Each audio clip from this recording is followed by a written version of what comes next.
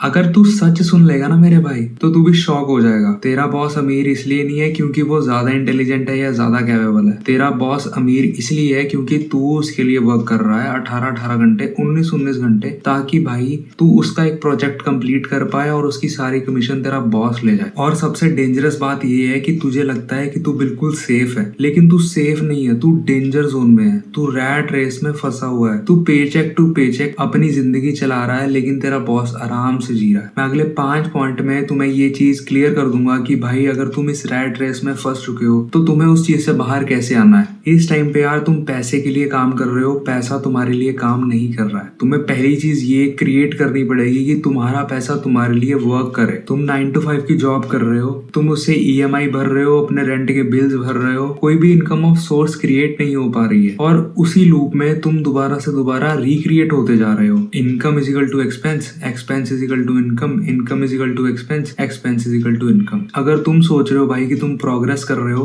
तो ये एक प्रोग्रेस नहीं है भाई। अगर तुम्हारे सामने एक सीढ़ी है, सीढ़ी के ऊपर भाई एक छत है, तुम्हें लग रहा है कि सिर्फ छत तक पहुंचना है, लेकिन असली बिल्डिंग तो भाई उसके बाद शुरू होगी। तुम्हारी सबसे बड़ी गलती आती है भाई EMI। सेकंड चीज जो तुम्हें रैट रेस से दूर रख रही है वो चीज है भाई मॉडर्न स्लेवरी, जिसका नाम है EMI। एक ऐसा ऑप्शन भाई जो तुम्हें बहुत ज्यादा आसान कर देता है, तुम्हारी समस्याओं को हल कर देता है, लेकिन सिर्फ एक टेम्परेरी बेसिस पे। ये चीज लॉन्ग टर्म में सिर्फ और सिर्फ दुख और तकलीफ देती है तुम्हें। कोई मेडिकल इमरजेंसी है, कोई हॉस्पिटल की बिल्स है, वो चीजें भाई मैं समझ सकता हूँ, लेकिन भाई एक कार की EMI, एक फोन की EMI, एक घड़ी की EMI जिसकी हमें जरूरत भी नहीं है, फिर भी हम उसको परचेज कर रहे हैं। हमें क्योंकि इसकी इतनी ज्यादा जरूरत नहीं है। अगर जरूरत है तो यार हमें करना चाहिए, लेकिन हमें अपनी लग्जरी के लिए और मेहनत करनी चाहिए, ना कि क्रेडिट कार्ड के ऊपर लोन ले लेना चाहिए। उस चीज में क्या होगा भाई कि अगर तुम कार देते हो टैक्सी में, फिर तो ठीक है, तुम अपने आप को बैंक का एसेट क्रिएट कर रहे हो। वो चीज एकदम रिलायबल नहीं है यार। रिच लोग भाई क्या करते हैं, वो पहले रेंटल इनकम बनाते हैं, अपनी प्रॉपर्टी बनाते हैं, अपने एसेट्स बनाते हैं, उसके बाद भाई वो लायबिलिटी लेते हैं, उसके बाद भाई वो लग्जरी गुड्स लेते हैं जिनकी उनको जरूरत नहीं है, या फिर उनको जरूरत थी तो उन्होंने कुछ टाइम वेट किया, पहले अपनी एक इनकम बिल्ड की, और उसके बाद भाई उस चीज को बाय किया जिसकी उनको चाहत थी, जो वो चाहते थे। उसके बाद भाई नेक्स्ट मैं बात करूंगा भाई स्कूल के बारे में, जो हमें सिर्फ और सिर्फ भाई एम्प्लॉय बनना सिखाता है, ओनर बनना नहीं सिखाता। स्कूल में तुम 9 to 3 करते हो, उसके बाद भाई तुम कॉलेज में जाते हो तो 9 to 4 करते हो, जब तुम कॉर्पोरेट में जाते हो तुम 9 to 5 करते हो। एजुकेशन सिस्टम सिर्फ बना है हमें सिर्फ और सिर्फ एम्प्लॉय बनाने के लिए। तुम्हारी सिर्फ सिटिंग बिठाई जाती है, जो तुम्हें पढ़ाया जाता है वो तो वैसी नौकरी में काम नहीं आता। एक फ्रेशर को जब हम जाते हैं देने तो सिर्फ और सिर्फ 25,000 रुपए उसे दिया जाता है, और कईयों को वो भी नहीं मिलता। मास्टर्स करने के बाद भी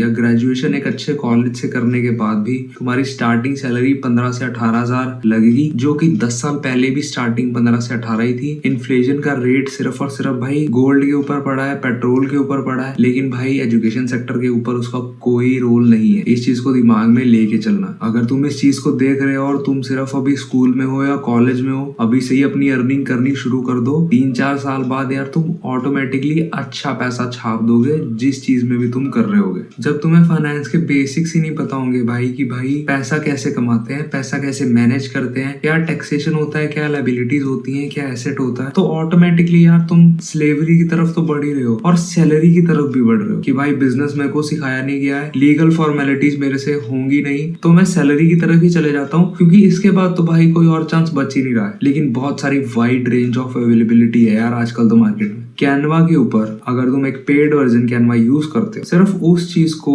सीखने में 2 से 3 महीने लगेंगे। अगर तुम ज्यादा अच्छे हो तो भाई 15 दिन मैक्स। और अगर तुम फॉरेन के क्लाइंट्स को डील करना या सेल करना सीख जाओ अपनी ही सर्विस को, तो तुम बहुत अच्छे वे में पैसा कमा सकते हो। नंबर 4 था यार हमारा रैट रेस का इंजन, यानी कि डर और लालच। लोग यार सिर्फ 2 चीजों से कंट्रोल होते हैं। अगर उनकी कोई बहुत प्यारी चीज उनसे खो ली जाए, यानी कि फियर, या फिर उन्हें कुछ ऐसा दिया जाए जो बहुत सारे लोगों के पास है, यानी कि ग्रीड। बॉस हमेशा इसलिए पावरफुल है क्योंकि उसे पता है अगर ये बंदा मार्केट में वापस जाएगा ना, इसको जॉब नहीं मिलेगी, तो वो दिल खोल के भाई तुम्हें गाली देता है, दिल खोल के भाई तुम्हारी इंसल्ट करता है, और इंसल्ट भी सबके सामने करता है। प्रमोशन देना हो तो अंदर जाके करेगा, कैबिन में बिठा के कि आपको अप्रेजल हुआ है 2% का, 5% का, 10% का। लेकिन अगर गाली गुली देनी हो या तुम्हें इंसल्ट करना हो तो भाई वो चीज करेगा सबके सामने। और बहुत सारे लोगों में से कुछ लोग अगर इस जॉब को छोड़ना भी जाए तो उसके घर वाले बोल देते हैं भाई कि ये तेरा घर घर है कैसे चलेगा, तेरी गाड़ी की ईएमआई जानी है कैसे जाएगी, तेरे बच्चों की स्कूल की फीस जानी है भाई वो कैसे पे करेगा। वो उस चीज का तो हमने कभी कुछ सोचा ही नहीं, ना उस चीज के बारे में किसी ने कभी बताया। और एंड में आके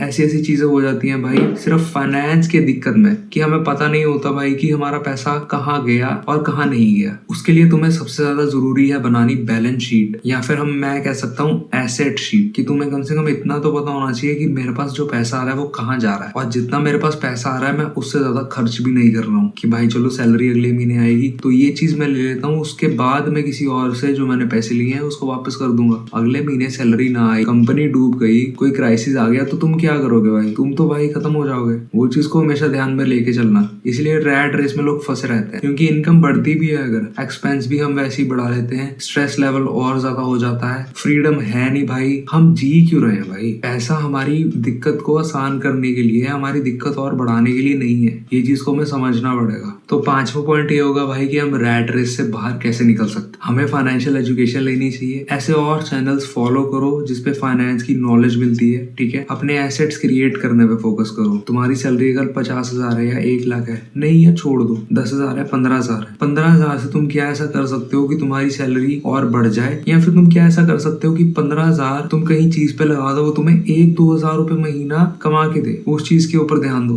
multiple source of income create करने पे ध्यान दो। स्टॉक्स और ट्रेडिंग के बीच में अभी मत जाना। अगर तुम 10,000 से लेके 50,000 तक कमा रहे हो, स्टॉक्स और ट्रेडिंग ये चीज तुम्हारे लिए नहीं है। कोई और वे ढूंढो, कहीं और पैसा लगाने के बारे में सोचो, कोई स्टार्टअप क्रिएट करने के बारे में सोचो, या इक्विटी में पैसा लगाने के बारे में सोचो। अगर कहीं जा रहे हो जॉब करने तो एक मेंटल माइंडसेट लेके चलो कि भाई अगर मैं तेरे पास जॉब करने आया हूँ तो भाई मैं ये सीखूंगा कि तूने कैसे ये कंपनी बनाई, तूने कैसे ये सिस्टम क्रिएट किया, कैसे ये सारी चीजें तेरे मैनेजमेंट के अंदर चल रही है। ना कि मैं ये सीखूंगा भाई कि एक्सेल के अंदर कंट्रोल सी और कंट्रोल भी क्या होता है। तुम्हें मैनेजमेंट सीखनी है, तुम्हें फाइनेंस सीखना है, तुम्हें रिसोर्स एलोकेशन, ये सारी चीजें तुम्हें वहां जाके सीखनी चाहिए जहां से ये सारी चीजें आ रही है। भाई सत्य ये है कि रैट रेस में रहना कोई बुरी बात नहीं है। तुम्हारे घर के खर्चे अच्छे जा रहे हैं, ठीक है, तुम एक जॉब कर रहे हो अच्छी 1.5-2 लाख की, तुम्हारे पास एक घर है, तुम्हारे पास एक गाड़ी है, उस पर कोई ईएमआई नहीं जा रही है, तो गुड है भाई। लेकिन अगर तुम्हें है कि भाई मेरे पास ना घर है ना मेरे पास गाड़ी है और मैं एक 25,000 की नौकरी कर रहा हूँ, और ऐसा डर है तुम्हारे अंदर कि भाई क्या ये नौकरी मैं 60 साल तक करता रहूंगा, अगले और 30 साल, उसके बाद मेरे को क्या मिलेगा भाई, कुछ भी नहीं। तो इस चीज के बारे में हमें सोचना चाहिए। 25,000 की नौकरी को अगले 3 से 4 साल के अंदर 1 लाख कैसे करना है, उसके बाद उससे बिजनेस कैसे क्रिएट करना है, कैसे वेल्थ क्रिएशन करनी है, वो सारी चीजों के बारे में हमें सोचना पड़ेगा। जितना भी पैसा आ रहा है भाई अपने ऊपर इन्वेस्ट करो, अपने रिसोर्सेज के ऊपर इन्वेस्ट करो, कोई डिग्री लेने के ऊपर इन्वेस्ट करो जिससे तुम्हारी इनकम और बढ़ सके। कोई डिमांड सप्लाई की चेन ऐसी क्रिएट कर दो मार्केट में जो मार्केट में अवेलेबल ही नहीं है। और अगर तुम 18 से 25 साल के बीच में हो और तुमने अभी कमाना शुरू नहीं किया है तो भाई मैं बोलूंगा पहले कि तुम 5,000 जोड़ो। 5,000 जोड़ के अगर तुम्हारे पेरेंट्स अलाउ करते हैं तो बाहर जाके कोई ट्रिप मार के आओ, कहीं भी चले जाओ अकेले, अगर ये पॉसिबल है। नहीं तो एक दोस्त को लेके जाना साथ में, ज्यादा दोस्तों को मत लेके जाना, तुम्हें बहुत कुछ सीखने को मिलेगा। और कमेंट में यार जरूर बताना कि तुम रैट रेस से कब तक निकलने का सोच रहे हो, कौन से ईयर तक तुम रैट रेस से बाहर निकल जाओगे। होप करता हूँ तुम्हें मेरी ये वाली वीडियो बढ़िया लगी होगी, पसंद आई होगी। मिलता हूँ मैं तुम्हें अगली वीडियो में।